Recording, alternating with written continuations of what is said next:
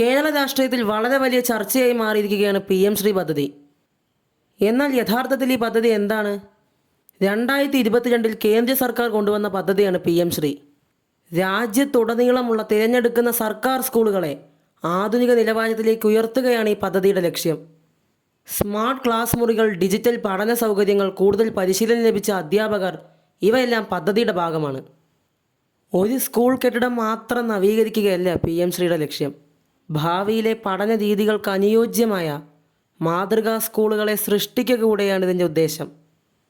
പദ്ധതിയെ അനുകൂലിക്കുന്നവർ പറയുന്നത് വ്യക്തമാണ്. കൂടുതൽ കേന്ദ്ര ഫണ്ട് ലഭിക്കും, അടിസ്ഥാന സൗകര്യം മെച്ചപ്പെടും, വിദ്യാർത്ഥികൾക്ക് കൂടുതൽ പഠന സൗകര്യം ലഭിക്കും. അതേസമയം പദ്ധതിക്കെതിരെ വലിയ വിമർശനങ്ങളും ഉയരുന്നുണ്ട്. ദേശീയ വിദ്യാഭ്യാസ നയവുമായി പദ്ധതിക്ക് ബന്ധമുണ്ടെന്നാണ് വിമർശകർ പറയുന്നത്. വിദ്യാഭ്യാസ മേഖലയിലെ സംസ്ഥാന സ്വാതന്ത്ര്യത്തെക്കുറിച്ചുള്ള ആശങ്കയും ഉയരുന്നുണ്ട്.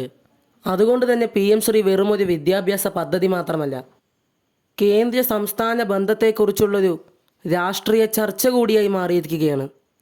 ഒരു വശത്ത് വികസനവും അധിക ഫണ്ടും, മറുവശത്ത് വിദ്യാഭ്യാസ നയത്തെക്കുറിച്ചുള്ള ആശങ്കയും. നിങ്ങളുടെ അഭിപ്രായം എന്താണ്?